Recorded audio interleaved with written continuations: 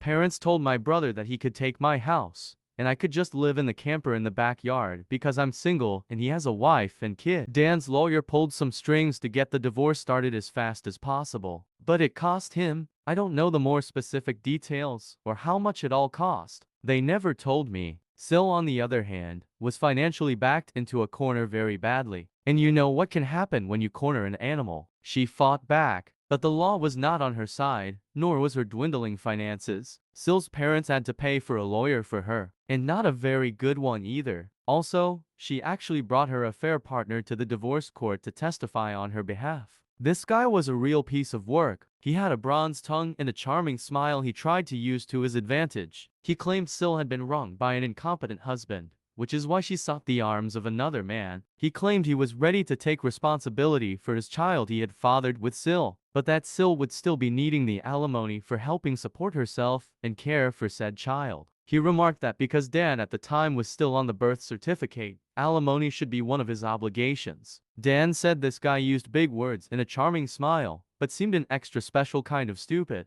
And coming from Dan, that's saying something. The judge was also not swayed in the slightest, and told the bronze-tongued lout that he was a hypocrite for saying he was ready to take responsibility for his own child, while also holding his hand out for money from the man whose marriage he'd helped ruin. That shut him up. Dan was prepared to sue his wife's affair partner for alienation of affection too. However, that fell through. I guess it would have been on Dan to prove how much she'd loved him before the affair started. But after her mask came off and we saw the real her, we're not sure if she ever really loved him at all, or if she just loved having a meal ticket. Someone here pointed out Sil probably kept popping out kids to avoid getting a job. And you may have been right. Either way, Sil tried dragging out the divorce, but Dan's lawyer and the judge kept that from happening much. I swear, Dan must have seriously lucked out, because he got one of the meanest and most unsympathetic to cheaters judges in the state. And all the evidence we had on Sil made it easy to keep her from playing the victim. So instead she just let her real bitchy self out since there was no point in hiding it anymore. The court had all of the records provided by Dan and myself,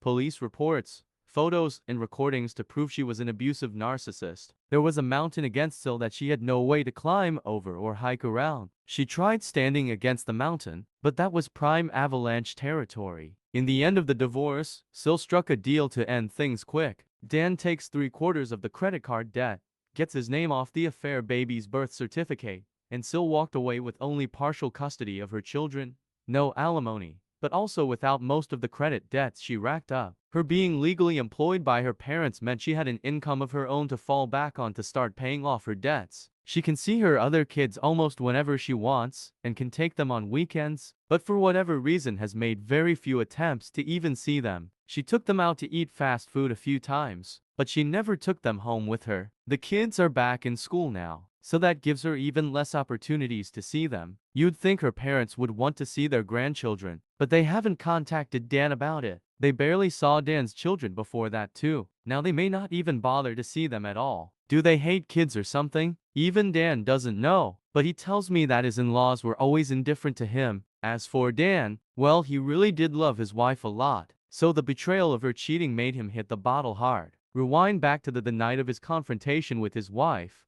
He came to me in a stupor with a whiskey bottle in hand and his face all scratched up and covered in bandages. I wouldn't say he was drunk yet, but I freaked out seeing him looking like that at first, then berated him for driving under the influence. But that didn't really mean much to him compared to the betrayal of his cheating harlot of a soon-to-be ex-wife. We spent a few hours hanging out in my camper so as not to disturb my tenants. All the while Dan was drinking whiskey straight from the bottle and crying that he's a fool, and how he regretted ever marrying Sil. Pretty much any time he mentions her now, he just refers to her as that bitch. So that's ex-Sil's nickname now. Ironically, this time together was the most bonding Dan and I have done in 15 years. While he didn't exactly apologize to me, he called himself a shitty human being with terrible taste in women, then said I at least didn't make his mistakes. Despite all he previously did to me, he's still my younger brother, and I couldn't risk letting him try to drive home. So I told him to stay the night and managed to take his keys, then set up the bunk in my camper for him to use. I rented out my spare rooms after all. He was in no shape to drive home, and if he'd taken an Uber, he'd have to pay for it and then have to come back for his car later. He was still a depressed crying mess and didn't want our parents or his kids to see him like that.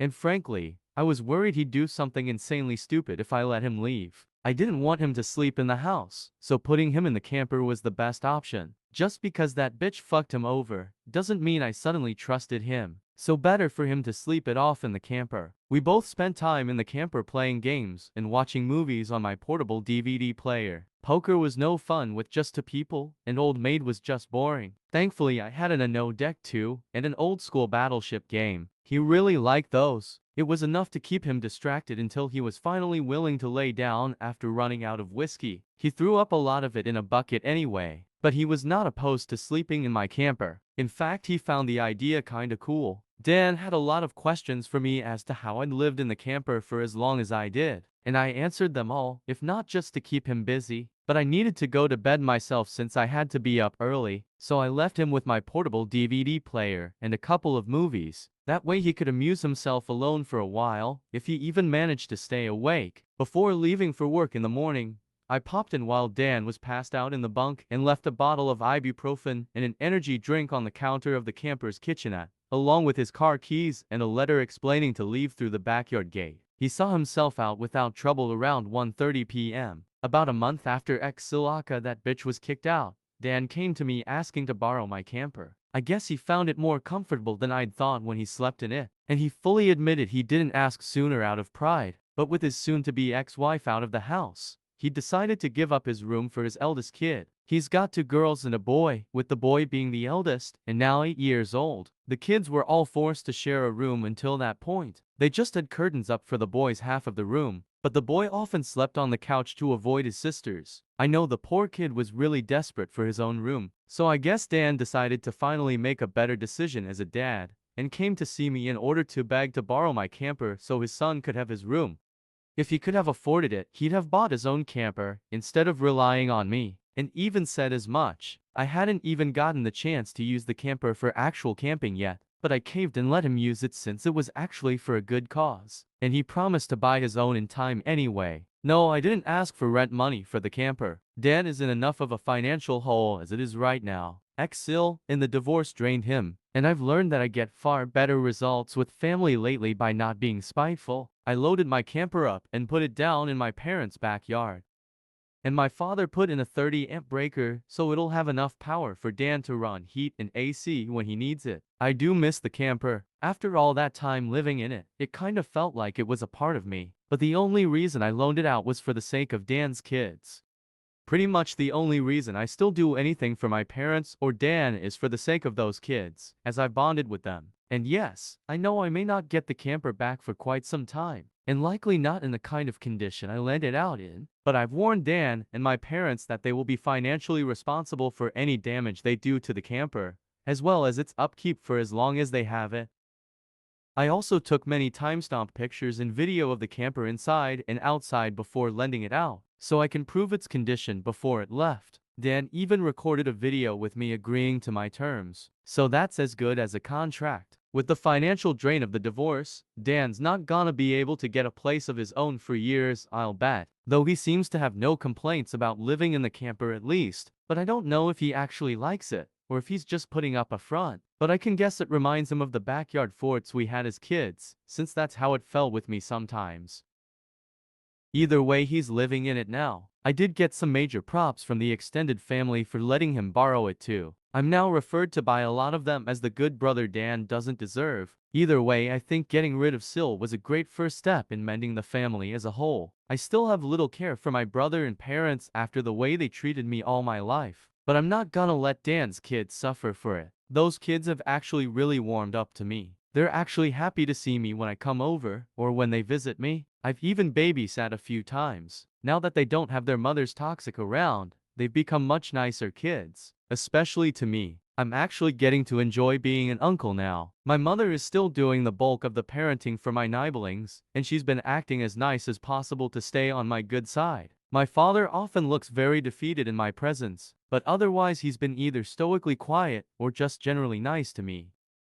But he won't talk to me much, though that's leagues better than how he was before at least. I'm not letting my guard down either way. My parents do seem more happy that my ex-Sil is gone, and they often say they don't know what they ever saw in her. My mother especially, because the two of them butted heads over who was mom in the house for a long time. Now for the last part. At the same time as the divorce, Dan sued to have his name removed from the birth certificate of the baby that wasn't his. That bitch didn't really want to change it because it meant no more child support from Dan if she did. However, there was a court-ordered paternity test for the man identified as the baby's father. I was prepared to laugh in case it turned out he wasn't the father either. But he was. And Dan's lawyer had a long talk with Xil's lawyer. Xil had no leg to stand on, and Dan was ready to go to bat to make her situation even worse. She didn't have the finances to fight him any longer, and agreed to changing the birth certificate. The bronze-tongued lout who'd knocked her up did man up to take financial responsibility as a parent, but he ended up not staying with Sil. He contacted Dan through his lawyer to tell him he'd broken up with that bitch, and that he wouldn't bother him again. I checked the social media of that guy after Dan linked me to it,